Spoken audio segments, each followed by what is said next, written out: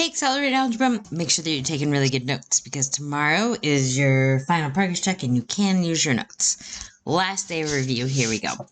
Okay, this asks us to find the product, so we're just going to multiply this out. You can use the matrix form where you draw it out like this and multiply each term, or you can FOIL it out. And when you combine these like terms, you'll get negative 12y as the middle, so that's going to be letter D. All right, this one asks us to factor, make sure that you factor out the GCF first. It's going to be 2x, and then we factor this middle part. We need two numbers that are going to multiply to make negative 8 and add to make a positive 7. That's going to be negative 1 and 8. So we factor by grouping here, and then in our final step, so several of these answers, when you multiply them out, you get the original polynomial, but the one that's factored completely is letter C. This one asks us to solve.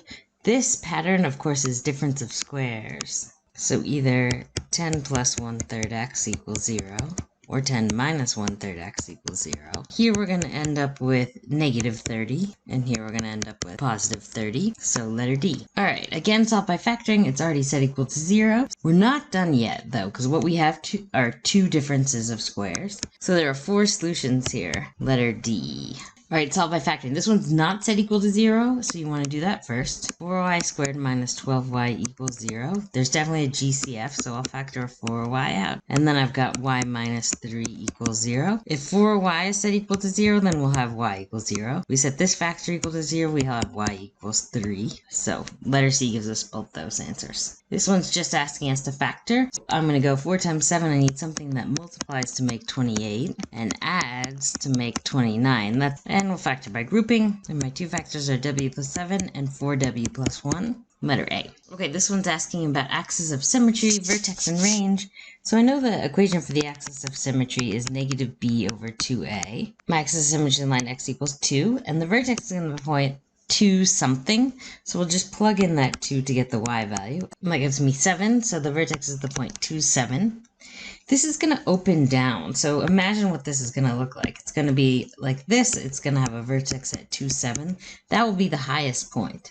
So the range is y is less than or equal to 7. Alright, completing the square. So in this one, we're not solving by completing the square. We don't really have the two sides. So when I kind of go to rewrite this, I'm going to write x squared minus 6x. I'm going to leave some space and move the 14 over here. To make this a perfect square trinomial, I'm going to take the 6, I'm going to divide it by 2, and I get negative 3 squared, I get 9. And this is great because what I've got right here is x minus 3 squared. Now you can't just add 9 because that changes something, so I've got to also subtract 9. So now I've got x minus 3 squared plus 5, and that's what I'm going to use to fill in my blanks right here. Now this is a solve by completing the square.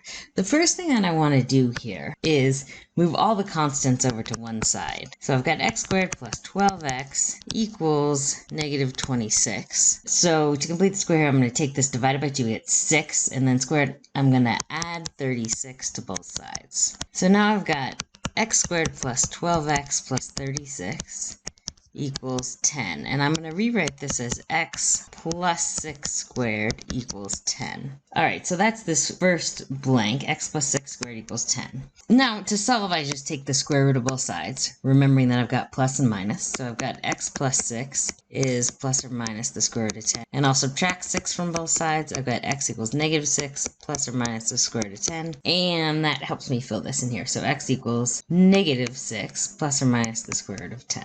I've given you the quadratic formula here, so you just have to remember how to use it. Don't forget to set equal to 0. So an interesting thing happens here. I'm going to end up with 6 plus or minus the square root of 0 over 18.